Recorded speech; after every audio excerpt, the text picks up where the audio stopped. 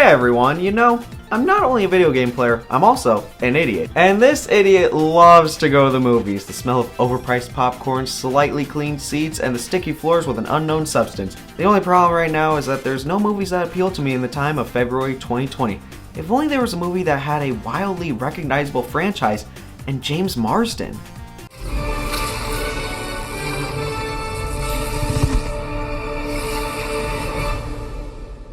Cinema. Sonic the Hedgehog the movie was released on February 14th, 2020. Yes, you heard that right. Sonic the Hedgehog is the perfect Valentine's Day date. So, come around these parts often? However, the movie was originally supposed to release in November of 2019, but due to backlash from fans and general humans, Paramount decided to delay the movie by 3 months to change Sonic's design. And I just so happen to have a copy of the original trailer with that original design, so let's check it out. How bad could it possibly be? Oh! Kill it! Kill it! Everyone and their mother have already talked about how the original design of Sonic doesn't look appealing at all, and they're completely right. It's nice to know that Paramount was willing to admit that their original design was bad and was okay with changing it. In fact, not only did the delay cause some problems with Paramount, but it also caused them to go over budget with the movie. The redesign of Sonic cost around $5 million, so was it worth it? Yeah, I would say so. And now, the movie's finally out, although I feel like this is gonna end up like every other video game movie. An incredible departure from its source material and overall just not that good. Oh well, let's go watch Sonic the Hedgehog. Why was that good?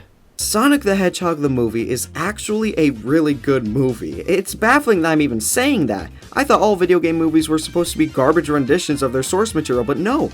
The Sonic movie feels like a Sonic movie. The movie starts off halfway into it showing what's in store. Incredible fast-paced action and of course, Jim Carrey. We follow Sonic who grew up in an unnamed area, but we all know it's Green Hill Zone. And if you ask me how I'd like Green Hill to look in a live-action setting, I would just point to this movie's rendition of it. Another cool nod to the Sonic franchise is that we hear the song Friends by Hyper Potions in the background, a song that was made specifically for the opening animation of Sonic Mania. We then meet Longclaw, Sonic's mentor and caretaker. Who the hell is this? And after Sonic's powers are discovered, he is forced to hide out on Earth. But how does he get there, you might ask?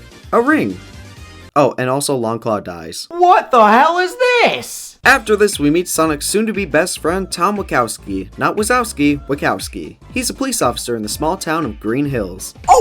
They said the thing! Sonic has been spying on all the residents of Green Hills, especially Tom and Maddie, Tom's wife. There's also this one guy who everyone thinks is crazy because he believes Sonic is real and even has a drawing of him. Later on, Sonic watches a baseball game and waits till everyone is gone so that he can play a game of baseball.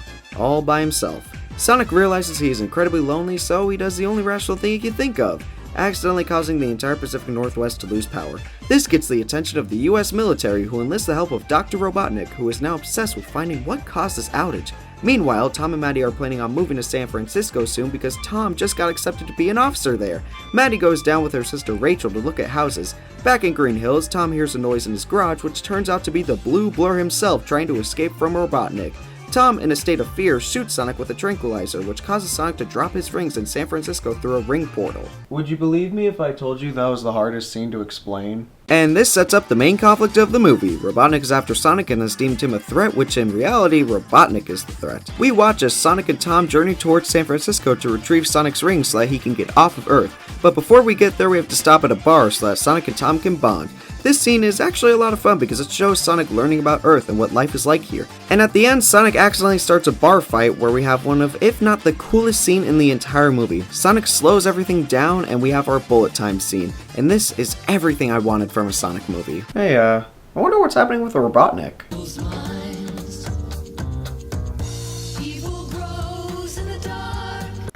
That's the Jim Carrey I know and love. I haven't mentioned it yet, but Jim Carrey was made to play Robotnik. His crazy, snappy attitude defines this version of Robotnik, and Ben Schwartz is the perfect voice for this version of Sonic.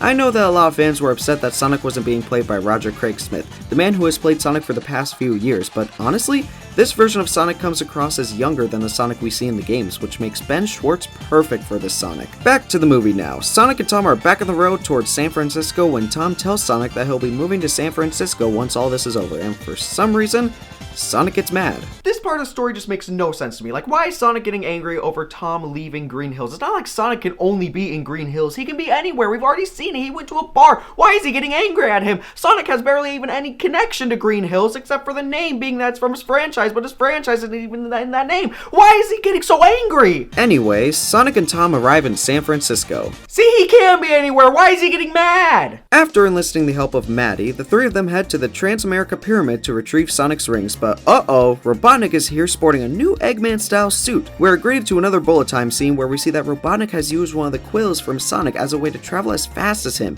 Sonic and Robotnik travel through rings to different landmarks of the world where Sonic is just trying to run away, and it's here where the movie truly feels like a Sonic movie. Fast-paced action through different areas. During a final showdown, Sonic ends up getting the best of Robotnik and sends him off to a mushroom planet. In the end, Tom decides to stay in Green Hills with Maddie and Sonic, and the movie ends on a happy ending for our heroes. Or does it? Because Robotnik is on the mushroom planet planning to make it back to Earth somehow.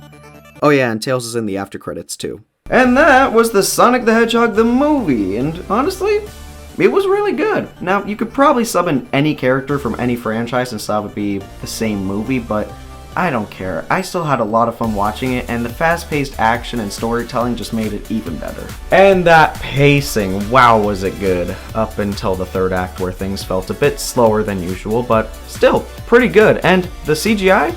I loved it. Sonic was amazing. One of the best fully CGI characters I've ever seen, if we're not counting Thanos from Infinity War, but I can't really say the same thing about the CGI on things like the egg drones because those looked a little, I don't know, off to me.